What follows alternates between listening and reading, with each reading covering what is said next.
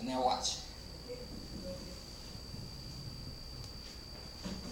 Here's something that was on news television program. All right.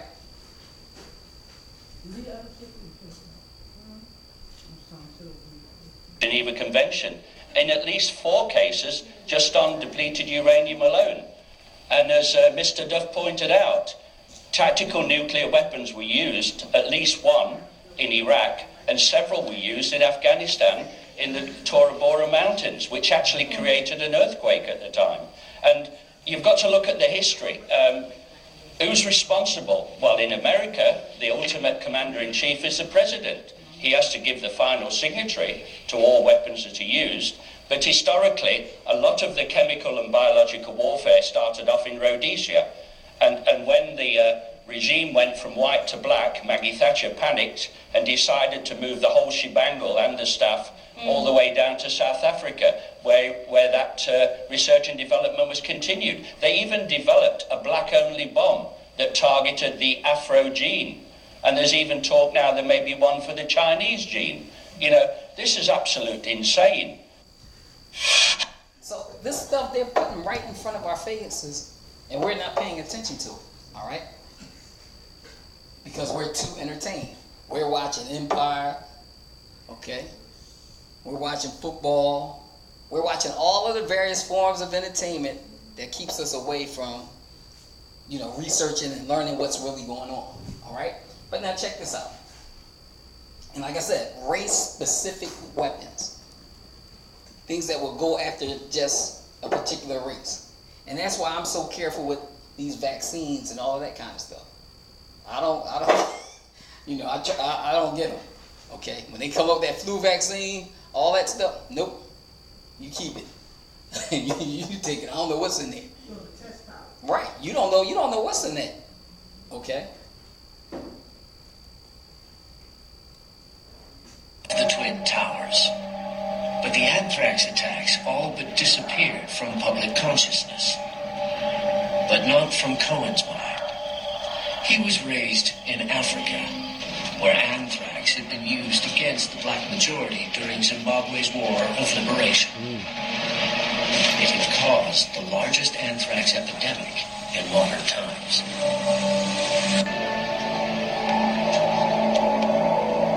During the 1980s, apartheid South Africa had started up a top-secret germ warfare program called Project Coast. Headed by Wouter Basson, later dubbed Dr. Death by the media, one of its goals was to develop germ weapons for use against its black population. Officially, the white regime was shunned by the world community. But in London, it emerged that British MP Norman Baker was on the same trail as Dresch. He had uncovered evidence of unofficial links between David Kelly and Project Coast. There were connections between the British government and the apartheid regime in South Africa, and there's an open question as to how much the British government at the time, the Thatcher government, knew about Project Coast, whether they were receiving any information that was derived from Project Coast, and whether in fact they were even supporting it surreptitiously. It was clear that there was some involvement going back some time between David Kelly and Wouter Basson. The British military lab Porton Down was clearly an important bioweapons crossroads in a world of shared secrets. What was the South African connection? And was there any link with the U.S. anthrax attacks? The white supremacist era may be history in the new South Africa, yet its brutal legacy remains. At the height of apartheid, the fight for freedom turned the townships of South Africa into battlegrounds.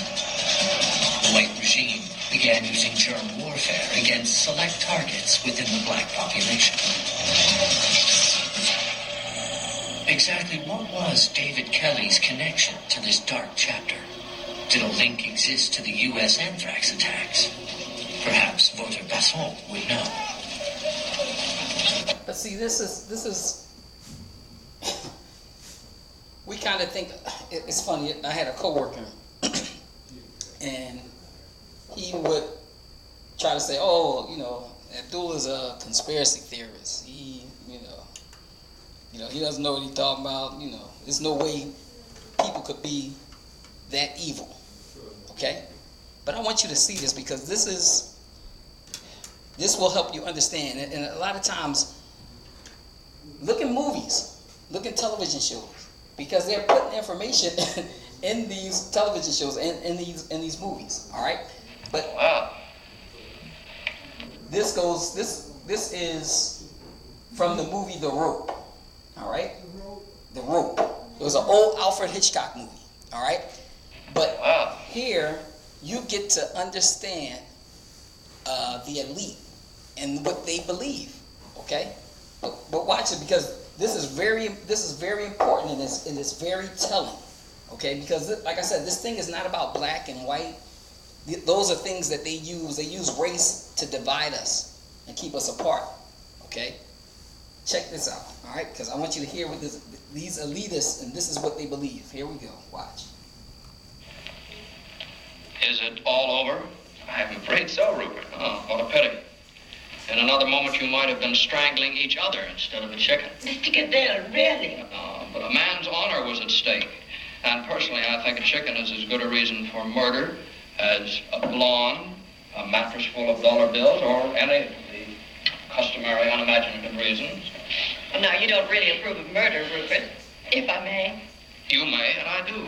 Think of the problems it would solve. Unemployment, poverty, standing in line for theater tickets. I must say I've had a perfectly dreadful time getting tickets for that new musical.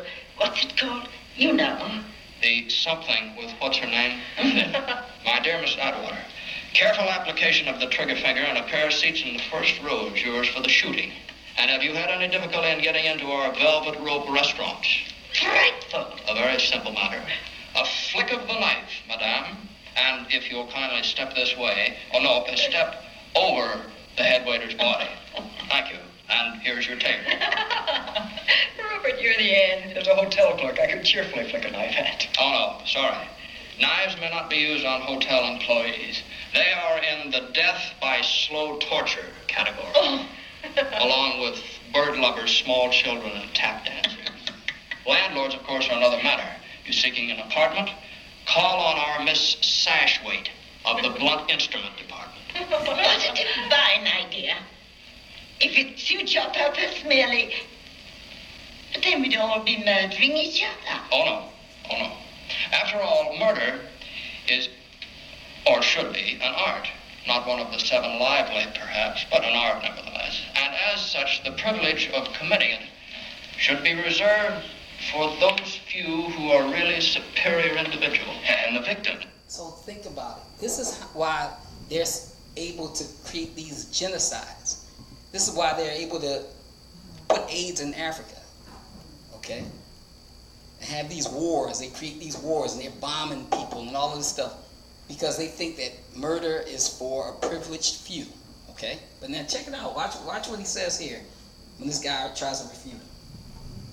Things whose lives are unimportant anyway, obviously. Now, mind you, I don't hold with the extremists who feel that there should be open season for murder all year round. No, personally, I would prefer to have cut a throat week or strangulation day. Probably a symptom of approaching senility, but I must confess I really don't appreciate this morbid humor.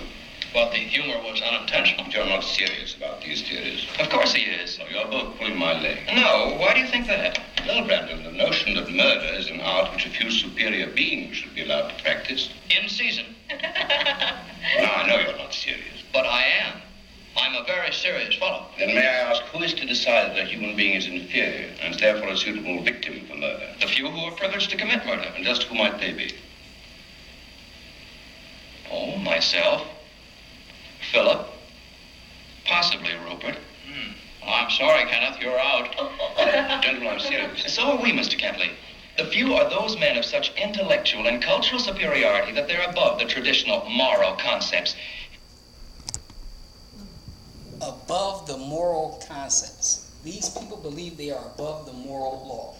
Okay? Good and evil, right and wrong, were invented for the ordinary average man, the inferior man, because he needs them. But obviously you agree with Nietzsche and his theory of the Superman. Yes, I do. So did Hitler. Hitler was a paranoid savage. His Superman, all fascist Supermen. See, now, even what a lot of people don't know, the character Superman is based off of a theory that this philosopher had named Nietzsche, that man would overcome God. Okay? And this is what they believe. So, the Superman theory, it was originally called the Übermensch in German.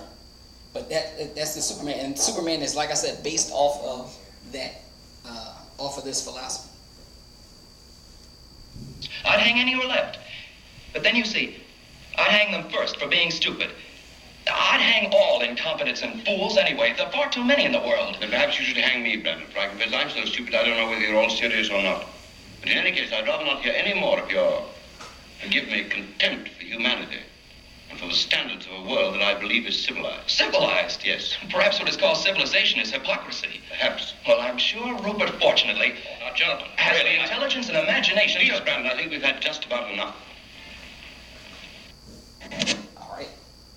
But now, So what year was this movie there? the rope, the rope I think was in sometime in the 60s.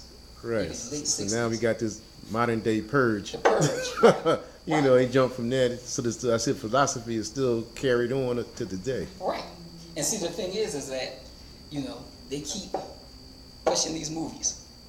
And they're pushing the ideas. Right. And a lot of times they do this to kind of get people to kind of say, oh, well, maybe there is something to that. All right? But now let me show you this. Because when you think about it, they see us as the bottom feeders. You know, the lowest on the totem pole. Okay? But now watch this. This is what we had.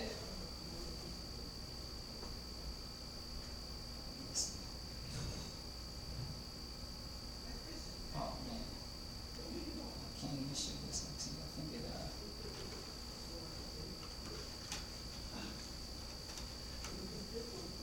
Oh man, I think I can show it to you.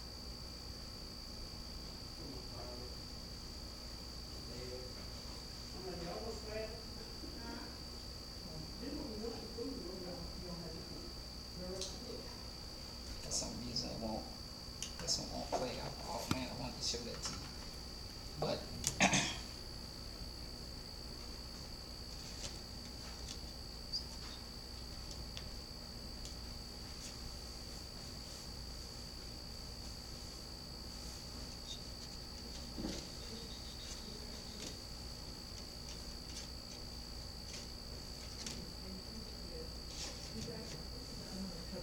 let's look at some of this on division.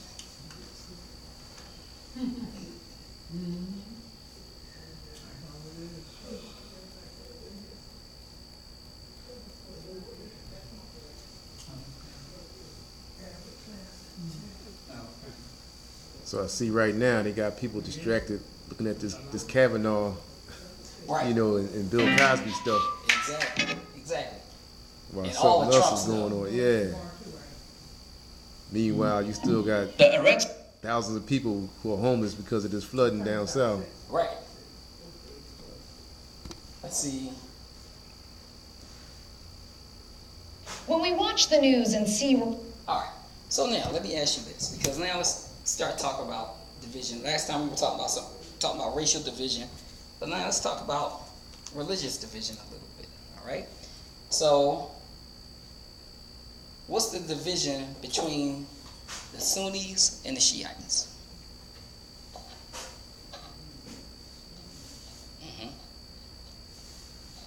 Why do we have Sunni and Shiite Muslims?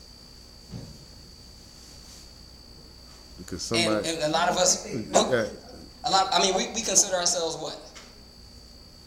Sunnis, okay? But why?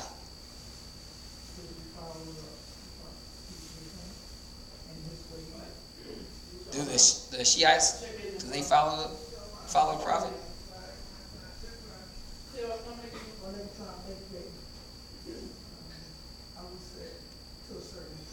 To a certain extent.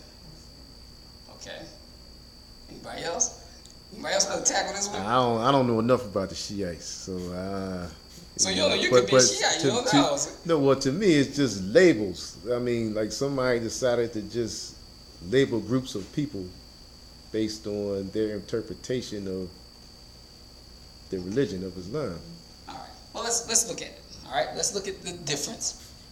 Okay, and see why we consider ourselves Sunni and these are Shiites. All right. Here we go. Talking about the conflicts that are playing out across the Middle East, we hear a lot about fighting between the Sunnis and the Shiites, the two main sects of Islam. But many of us have no idea what the difference between the two groups is and why there is so much friction between them. So let's take a look at some of the history and the geopolitics to get a sense of what is really going on.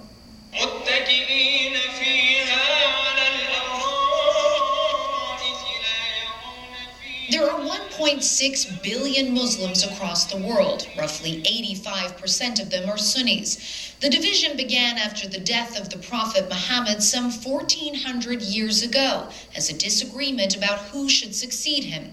The Sunnis felt that Abu Bakr, a close friend of the Prophet's, ought to be the next Muslim leader.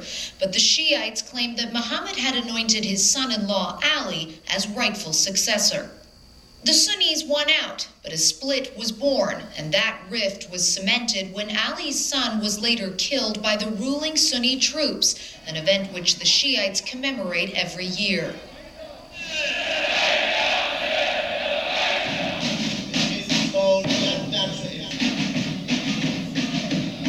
Fast forward more than 1,000 years, and the situation is worse than ever. According to a poll by Pew Research, some 40% of Sunnis don't even regard Shiites as real Muslims.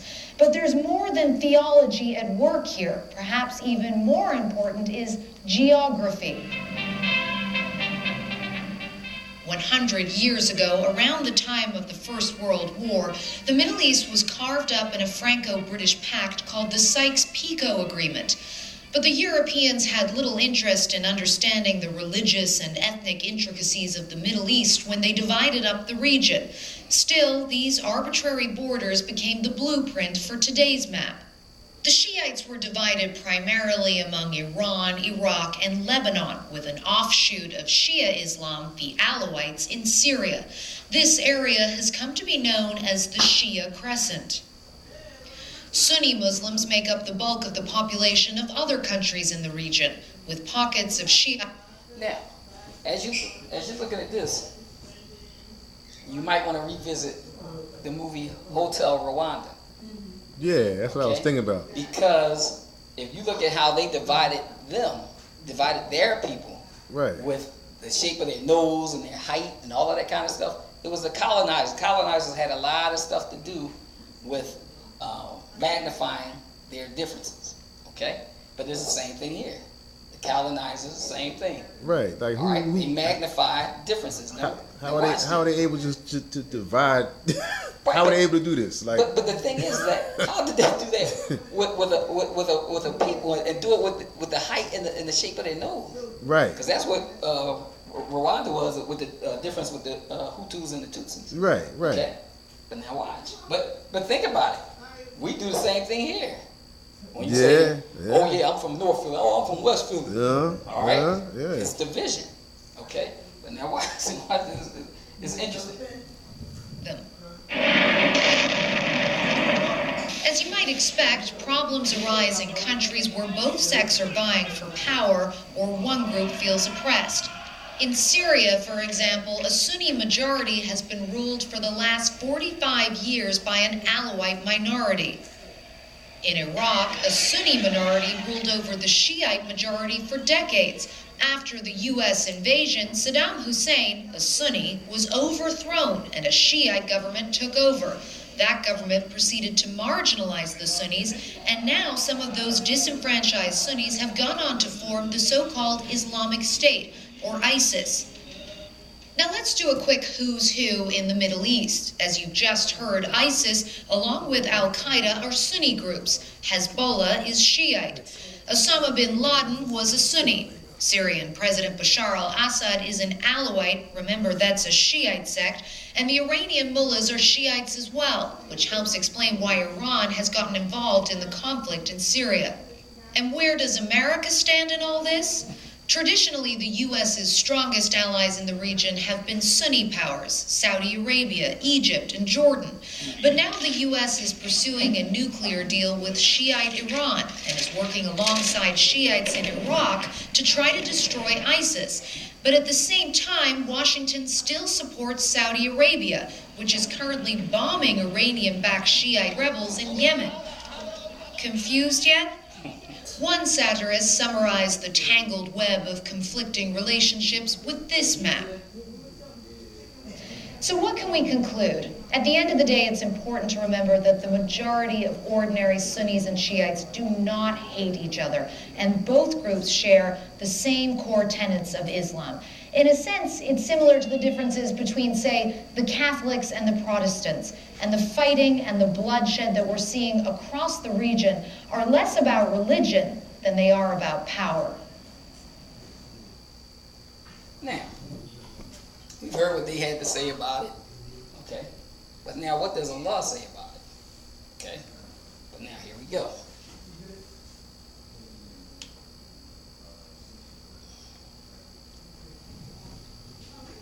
This is from the Quran, chapter 6, verse 159. It says, "As for those who divide their religion and break up into sects, thou hast no part in them in the least. Their affair is with Allah. He will in the end tell them the truth of all that they did." And that is why we can't listen to this thing of Sunni and Shiite. You're right. Absolutely. Okay? Allah tells us in the Quran, none of that. That's about division. I called you what? Muslims. Muslims. Okay? So here we are listening to the sheikhs and the scholars and all of these people where Allah is telling us, no, don't have any part in that. Okay? So the thing is that we have to start really getting into this Quran and listening to what Allah tells us in the Quran.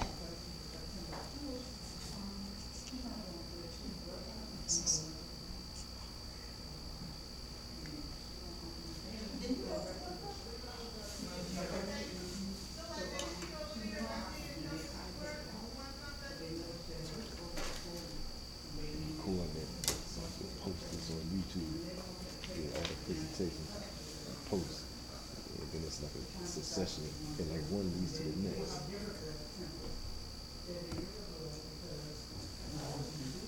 Oh, this is what I'm really sure. Most time, yeah, yeah.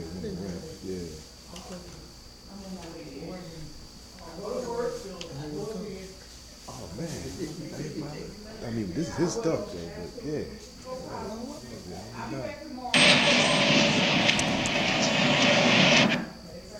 Now, just want to show you something real quick.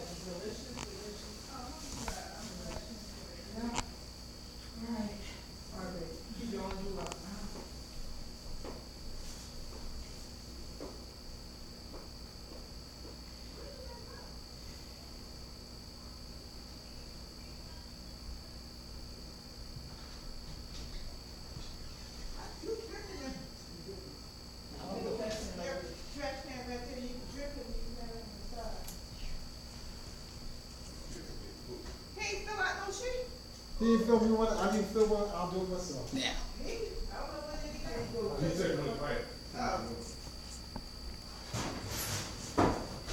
Oh yeah, he can. Look at singers, you can tell apart. I know, right?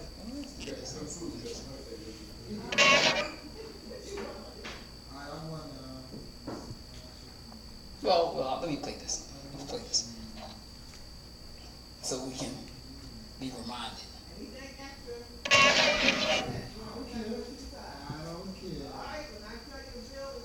Appetites, as it were. Those desiring to inspect the items being offered with defects and blemishes please step forward at your pleasure. Calling your attention to the first item being offered for sale.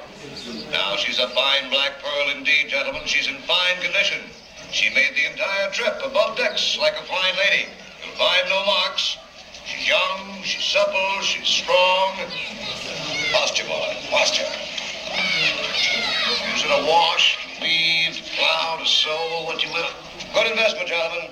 Put her to it. She'll raise you a fine litter of pickaninnies. That's enough, that's enough. But, as the horse said, turning from bottle to bed, enough of pleasure to work. It's time to proceed, gentlemen. Time to stop the looking. Start the bidding. Who will offer me 100 pounds for this fine wench? Do I hear 100 pounds? Do I hear 100 pounds? We'll start at 50. Ooh, I have 50 over here. 50, 50, 50, 55, I'll go 55. I've got 50, 50, 55, give me 60, you'll get me 70, 75, 50, 50. I got a 70, 70, you'll give me an 80, 80, 80 over here. 115, 115 once. Twice. Sold, Sir Robert Calvert of Virginia. 100. Now, that basically what we saw was what?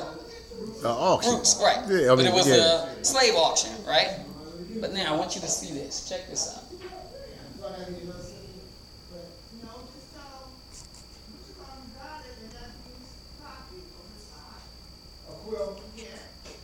Back out to our... This is ESPN, okay?